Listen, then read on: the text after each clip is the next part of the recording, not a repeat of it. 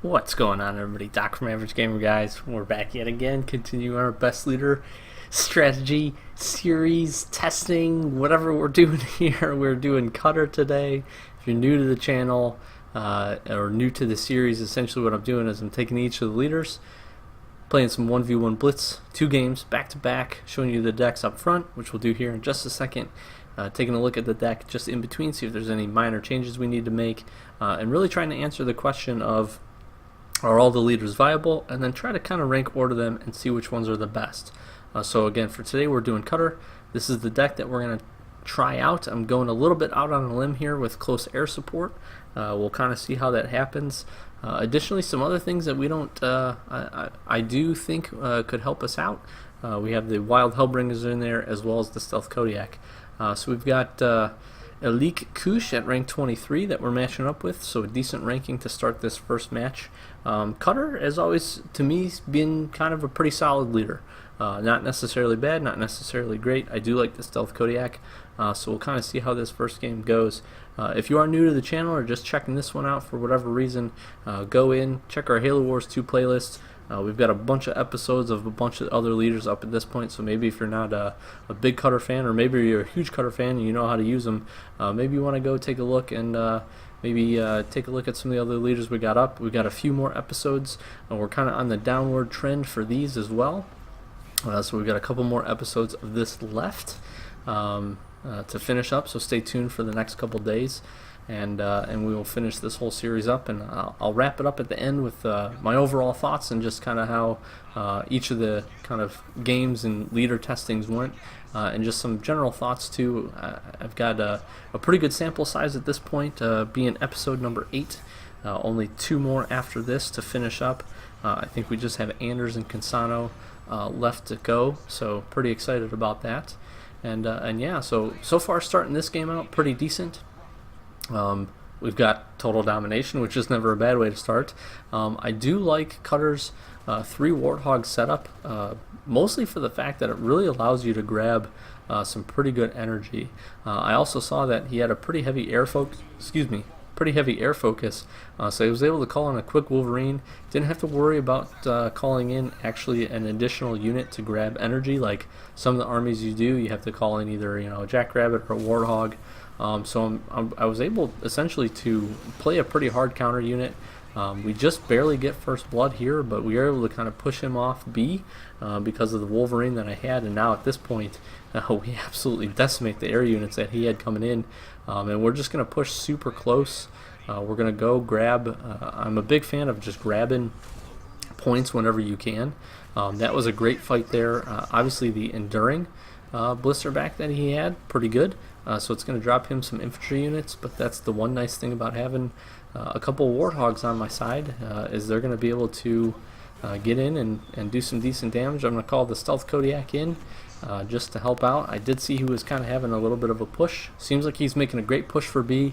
I think he thought he got in some pretty good damage, which he did take a unit out there, but the fact that I was able to call in a pretty timely Stealth Kodiak is going to help me out. I'm going to get a blast unit in there to kind of push back.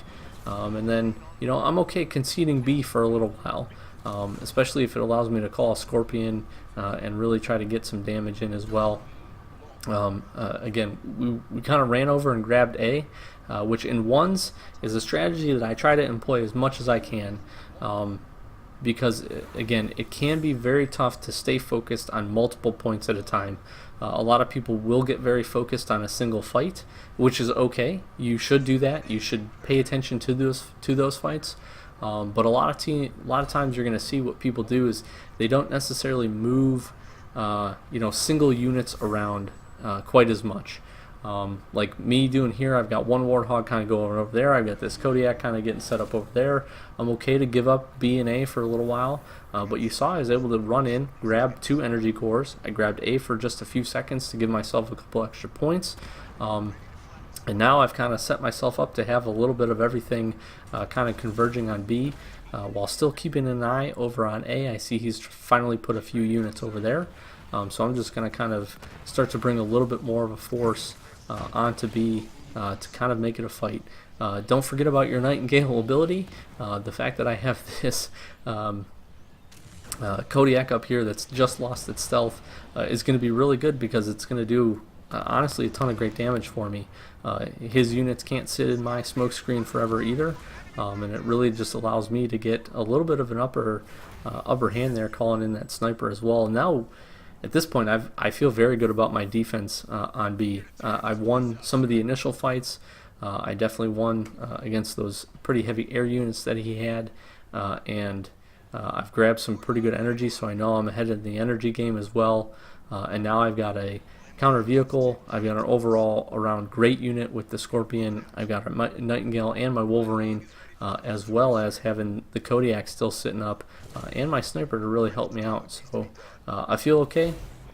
Again, it's a good move to go to the opposite points. This was a great eradication as well. He's going to get a pretty good jackpot off of this and take out quite a few units. So great push to get total domination, to be really honest. But the one thing that eradication does for him, and I know puts him at a slight disadvantage, just happens to be the fact that you know, he doesn't have a ton of units left, and now I know for a fact he doesn't have a ton of energy. So it's going to allow me to kind of make some pushes here, get my units healed up. Obviously I do want to get these units back to B, but for me it seemed a little bit more important to try to go in and maybe grab A real quick with a quick sneak in there. I'm also going to, I thought it might be a decent idea. I might have a chance to go and grab a unit or some of that energy that he had essentially created for me. But he does swoop his Wraith in and knock that out. But at this point, I feel pretty good. Obviously, he's got the perfect counter unit to this, and he moves it out of the way, which I thought was really interesting. So a little bit of a play mistake right there at the end. He had to make that push anyways. If I was him, he had that guard ability, so he could have just left it there. He would have lost the one Wraith instead of the Wraith and the Marauder. So just some little points there. But overall, pretty good. Won the energy war. Really did win the initial fights. And overall, not a terrible deck to get us going. So we'll take a look. Again, I wasn't sold on close air support. I think at 180 energy, there's a potential for maybe a better leader power, something a little bit cheaper costing, or maybe the Hornet was something else that I was looking at and considering. I think I end up going Archer missiles, just essentially for the energy cost. 180 is quite a bit to try to put in there, and probably isn't going to do a whole lot for me, so we'll try out Archer missiles. This is the deck as we stand. We'll take this into game number 2, and then we get matched up with essentially my worst nightmare. I've played actually Nubcake before. He is quite good, and also being ranked 50 definitely does not hurt him because he has quite a bit of a veteran level advantage. So we saw kind of an even match in the first one, and now we're going to see what happens when I get paired up to this guy that clearly is better, and he's also playing Shipmaster, which just goes to show me that he not only knows what he's doing, but he also cares about winning, because Shipmaster is quite good, and somebody I see a lot of the higher ranking players mess around with and play with, because he has some great synergies and he's pretty good. Obviously I know that we're going to be facing the assassin army that he has, which pits us against 2 units that I can't see for a little while. I do have Sniper, and I do have the Wolverine as well, so I do have some capability to get in and actually to fight the Marauders. I saw him actually kind of moving over to try and maybe get in and get some damage and attack us. But I decided to kind of pull back. I was going to try to see if I could get set up above A, get a unit over there, or try to get something over above C. It's always kind of hard to pick. You got to essentially make your picks unless you do it real early. He gets a great setup, the capability to go in and get that established. Now, I don't think I get this Warthog here just quite quickly enough. Yeah, he's able to grab all of that energy as well.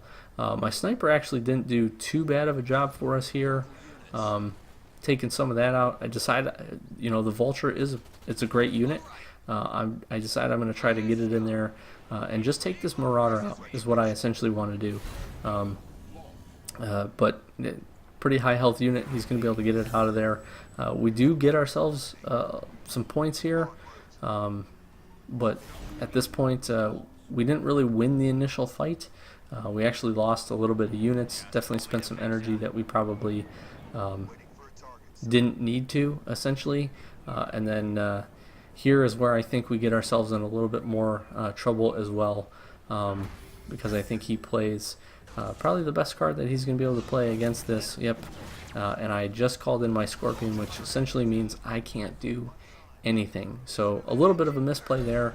I should have kind of saw that coming, or at least tried to move my Vulture at least to the edges. It also just gets like slowed down there so bad for whatever reason, because it was still engaging. And that puts us in a pretty bad spot, I'm going to be honest.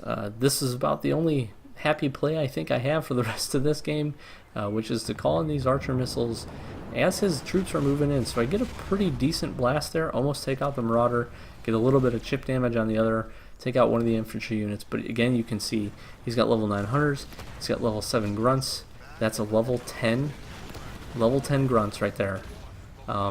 Which just goes to show you that I'm probably not standing a chance, and essentially I'll spoil it a little bit for you. He does a great job of moving the rest of his units around that core group that he has, which essentially, just for me, I don't have the capability to break through. I'm going to try to get some energy, I'm going to try to get a few things going. I definitely, by no means do I give up at any point, but it definitely just occurs to me that, I'm going to have a hard time fighting this fight with the advantages that he has.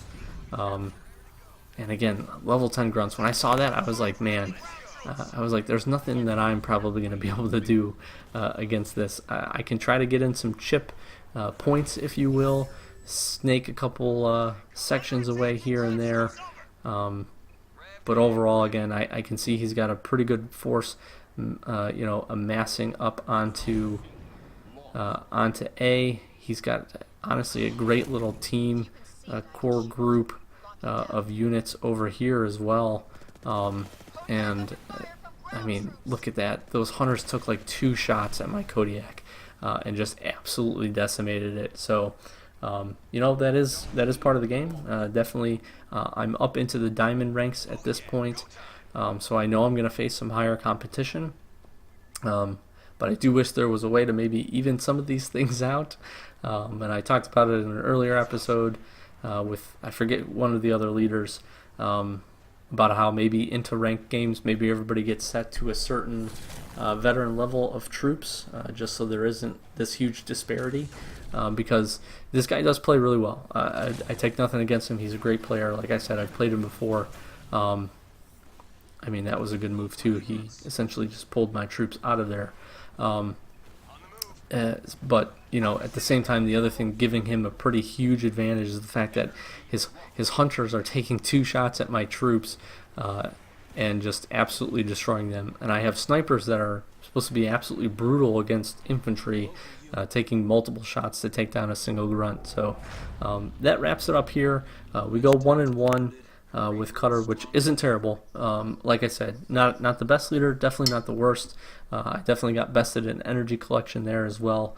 You can see this guy's probably really high above me, because I only lost 2 percentage points there. So we'll take another quick look at the deck. I do like this. I think the Archer missiles was a good swap in for close air support, being a little bit cheaper on the energy side again, just taking into consideration the ones that we are playing. But overall, pretty good. Like I said, I do like the Stealth Kodiak. I think Wild Hellbringers are another great addition to Cutter and the capability that he has.